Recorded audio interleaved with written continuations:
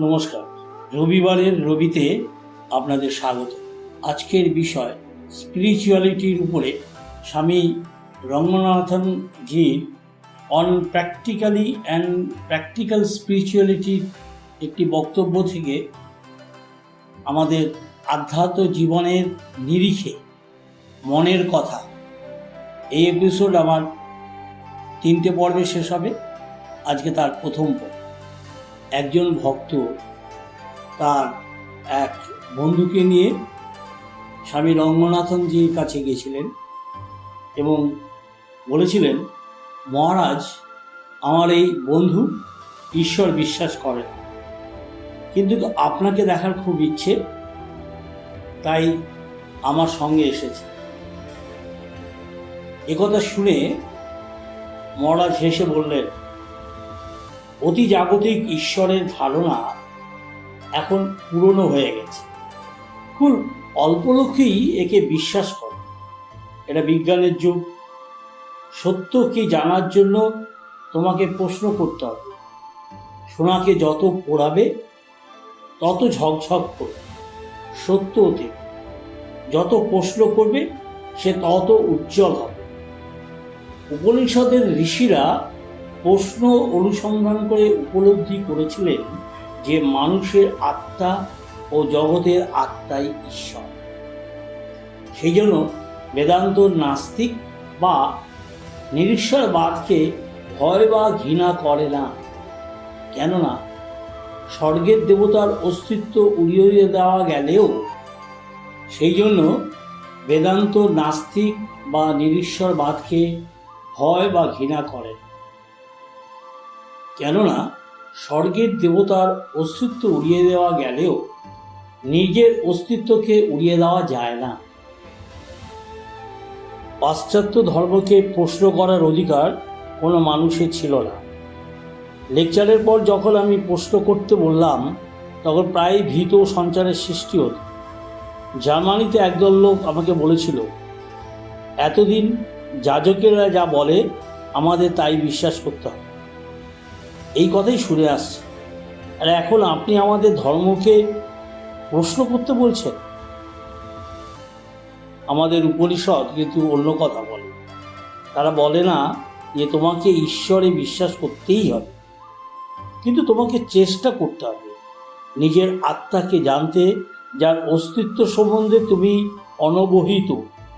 এই শরীর আর চতুষ্পার্শ্বস্থ জগৎ সমস্তই আমার কাছে জ্ঞাত বস্তু, কিন্তু এর পিছনে রয়েছেন অজ্ঞের অদৃশ্য পরম সত্তা তথা পরমাত্মা।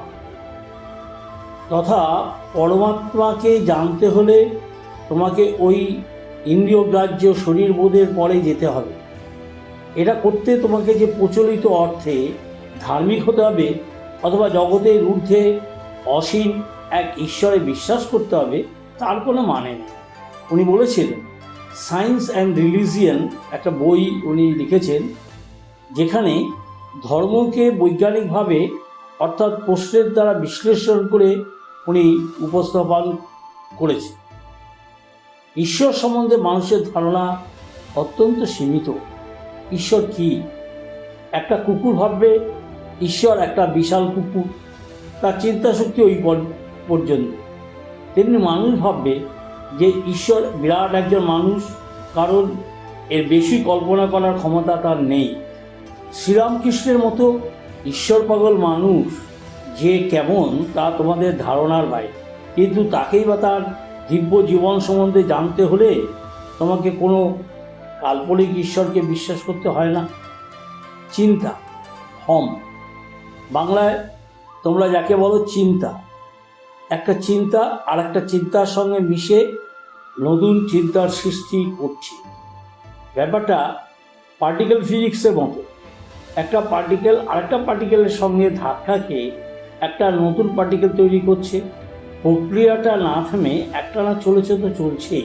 কী করে এই চিন্তাগুলোকে বসে আনা যায়?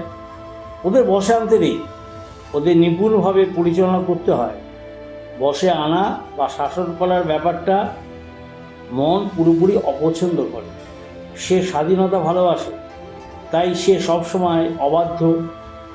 সুতরাং তাকে আর স্বাধীনতা দাও, কিন্তু সেই সঙ্গে তাকে যথাযথভাবে ব্যবহার করো। মনকে বশে আনা এক অন্য ব্যাপার, সে এক জীবনব্যাপী যুদ্ধ, কিন্তু সেটা তো করতে হবে। হ্যাঁ, চেষ্টা চালিয়ে যেতে হবে। চীনের জৈন বুদ্ধ ভিত্তিতে মনকে একটা ষাঁড়ের সঙ্গে তুলনা করা হয়েছে। পরপর 6টা ছবি অবাধ্য ষাঁড়কে কীভাবে বশে আনতে হয় তা দেখানো হয়েছে। প্রথম ছবিটি একটা লোকের, সে ষাঁড়টিকে খুঁজছে। দ্বিতীয় ছবিতে সে ষাঁড়ের খুরের চিহ্ন আবিষ্কার করেছে। তৃতীয়টিতে ষাঁড়ের লেজ দেখতে পেয়েছে। আর চতুর্থ ছবিতে দেখছে ষাঁড়টি রেগে গেছে, তার নাক দিয়ে যেন আগুনের হলকা ছুটছে। পঞ্চম ছবিতে দেখছে গোটা ষাঁড়টি শিং বাঁকিয়ে তেড়ে আসছে, আর ধারে কাছে যাওয়ার অসম্ভব, তাই লোকটি দূরে দাঁড়িয়ে রয়েছে। কয়েকটা ছবির পর দেখা যাচ্ছে যে ষাঁড়টা শান্ত হয়ে গেছে ও লোকটা তার পিঠের ওপর বসে আছে। যে ষাঁড়টিকে বশে আনতে সক্ষম হয়েছে, এখন সে তার প্রভু। পরের ছবিটি চমৎকার। দেখা যাচ্ছে যে ষাঁড়টি চুপচাপ দাঁড়িয়ে রয়েছে, লোকটি তার কাছে বসে বাঁশি বাজাচ্ছে। শেষের ছবিটা সবচেয়ে চমৎকার। লোকটি ও ষাঁড় দুজনেই অদৃশ্য, আর তাদের জায়গায় বিরাট একটা শূন্য। নামরূপ সব অনন্ত বিলীন হয়ে গেছে। এই ব্যাপারটি তাও তে চিং গ্রন্থের মলাটের ওপর দেখা যায়। তাও তে চিংয়ের সঙ্গে দেখলাম বেদান্তের অনেক মিল আছে, তাই এই দর্শন কনফুসিয়াসের দর্শনের থেকে উন্নত, কারণ পরবর্তী দর্শনটি সমাজের মধ্যে মানুষের প্রসঙ্গ নিয়েই সীমিত। আমাদের মধ্যে একজন জিজ্ঞাসা করল, আচ্ছা মহারাজ, মনের শান্তি কি সত্যি লাভ করা যায়? প্রত্যেক মানুষের মনেই টানাপোড়েন আছে, মানুষ হলেই মনে অশান্তি হবে, এটা স্বাভাবিক। মনের টানাপোড়েনগুলোকে শুরু হয় যখন তুমি যেদিকে তাকে চালানো করতে চাইছো সে সেদিকে যেতে চাইছে না, অথবা সে যেদিকে যেতে চাইছে তুমি তাকে সেদিকে যেতে দিচ্ছ না। এই থেকেই সমস্ত মানুষের মনে যত অশান্তির সৃষ্টি। শুধু দুরকম মানুষ ছাড়া, যস্তু মিরত মলোকে যশ্চ বুদ্ধে পরমাগত ভানু হই সুখ মেধতে কৃষান্ত আলিত জনা। অর্থাৎ একমাত্র মূলতম যে লোক সম্পূর্ণ বুদ্ধিহীন, যার কোনো সংযম নেই, কারণ তার মন এমনভাবেই ইন্দ্রিয়ের সঙ্গে যুক্ত যে সে ইন্দ্রিয়ের দ্বারাই সর্বক্ষণ চালিত হচ্ছে, এবং যিনি বুদ্ধে পরমগতা, যিনি পরমহংস, অর্থাৎ যিনি পূর্ণ জ্ঞানী, এই দু ধরনের মানুষই শুধু সুখী হয় এবং অশান্তমুক্ত হয়। কিন্তু এই সম্পূর্ণ জ্ঞানী এবং সম্পূর্ণ অজ্ঞান অবস্থার মাঝখানে যেসব মানুষ আছে তারা সবসময় দুঃখ এবং অশান্তি বিভিন্ন রকম অবস্থায় রয়েছে। কিন্তু সাধারণত বেশিরভাগ লোকের ক্ষেত্রে যেটা দেখা যায় সেটা হলো, আমেরিকানরা যেমন বলে গান উইথ দ্য উইন্ড। ভারতীয় ঐতিহ্য ভারতের মানুষকে আধ্যাত্মিক সত্তার যথাযথ মূল্য দিতে শেখায়। আমাদের দেহ এবং মন এমনভাবে তৈরি যে আমরা সহজেই দেহ মনের অভ্যন্তরে, অথচ দেহ মনের অতীত আত্মার বা শুদ্ধ চৈতন্যের ধারণা করতে পারি। ছান্দোগ্য উপনিষদের উক্তি তত্ত্বমসি, অর্থাৎ তুমি সেই, এই সত্যের কথাই ঘোষণা করে। আমাদের প্রকৃত সত্তা জানবার জন্যে আমরা উচ্চ আদর্শ অনুসরণ করতে পারি, কষ্ট সাধন করতে পারি। পাশ্চাত্যে মানুষের পক্ষে এটা করা শক্ত, কিন্তু তারাও এখন ধীরে ধীরে দেহস্থিত আত্মার অবস্থান উপলব্ধি করার সামর্থ্য লাভ করেছেন। এইভাবেই আধ্যাত্মিকতা বাড়াতে সক্ষম হয়েছে। মানসিক অন্তরস্থিত গঠন এমন যে তার মন ইন্দ্রিয়ের সঙ্গে যুক্ত। ইন্দ্রিয়গুলো যখন মনের ওপর সম্পূর্ণভাবে প্রভুত্ব করে তখন মানুষ পশু স্তরে বাস করে। পশুদের মন আছে, কিন্তু কখনো তারা চিন্তা করে,